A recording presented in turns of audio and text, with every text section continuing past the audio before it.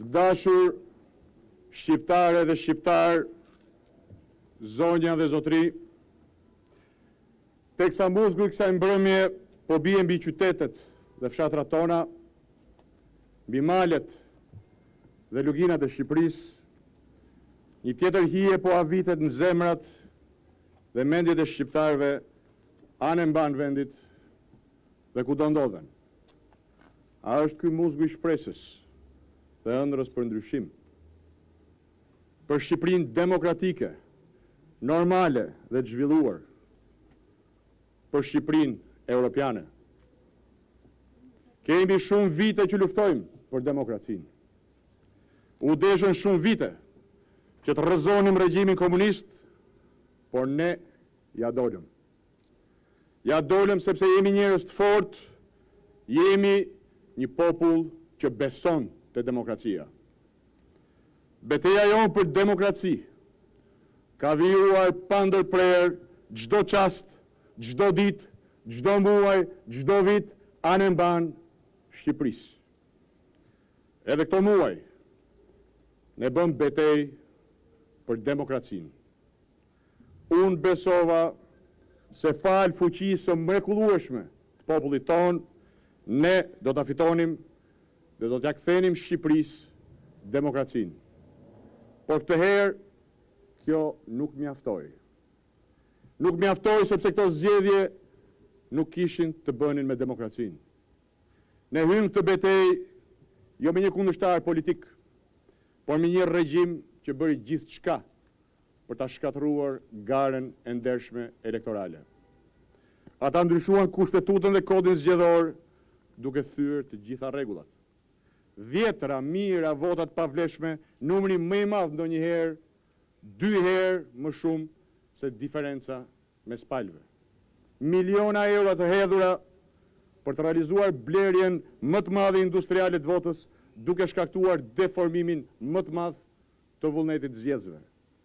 Ata përdoren milionat e koncesioneve të korruptuara, vodhen të dhënat personale të qytetarëve, përdoren kriminalët dhe bandat, kërcënuan dhe shantazhuan votuesit, administratën, gazetarët dhe median, duke bërë edhe më të madhe masakrën elektorale. Edi Rama ka bashkëpunuar dhe vazhdon të bashkëpunojë hapur me përfaqësues të krimit si Tom Doshi, që kanë gjithë botën demokratike kundër. Ai kandidoi përsëri përfaqësuesit e krimit në listat e tij. Dhe pavarësisht kësaj, ne sollëm një arritje të madhe e të jashtëzakonshme për demokracinë në Shqipëri. Ne u bëm më të fortë, ne jemi më të vendosur se kurrë.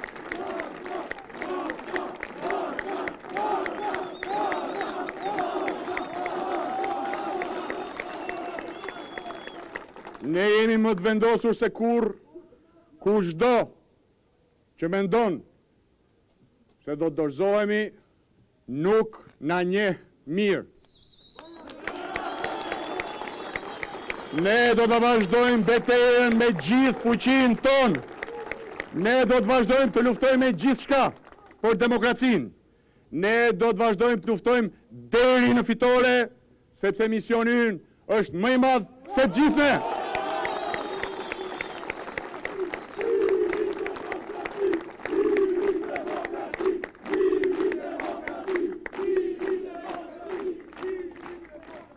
Po u dorëzuam ne, Shqipëria s'ka më asnjë mundësi.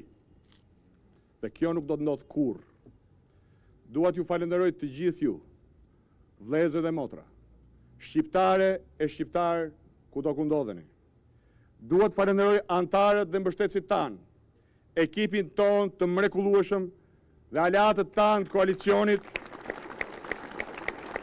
komisionerët, numëruesit, vëzhguesit dhe vullnetarët e panumërt për angazhimin e tyre të pashembullt.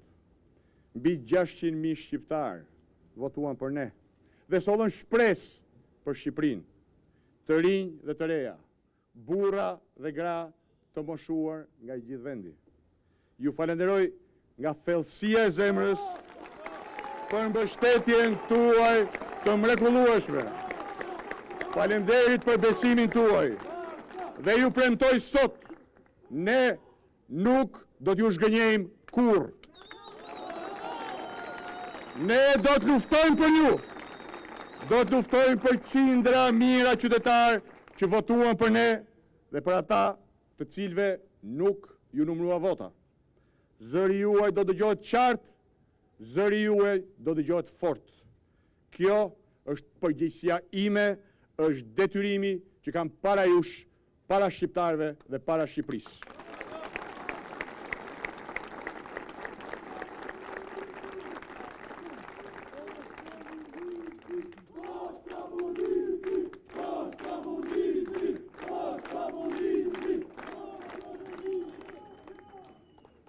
Nata që ka rënë sonte, njësoj si hijet që ja viten në mendjet e zemrat e shqiptarëve, do të davaritet.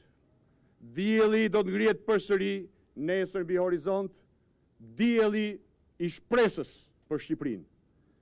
Fryma e ndryshimit që ne gjithë bashku sollëm anë mban vendit, është më e fortë se kurrë. Ne jemi më të fortë e më të vendosur se kurrë dhe të fortë do të luftojmë çdo ditë, çdo natë, do të luftojmë çdo çast për të mbrojtur demokracinë dhe për të sjellë bashkë një të ardhme më të mirë për vendin ton, për familjet tona, për fëmijët tanë. Betejë vetëm ka filluar dhe ne do ta çojmë atë deri në fund, deri në fitore. Demokracia do të fitoj dhe Shqipëria do të fitoj. Faleminderit, Zoti e bekov Shqipërinë.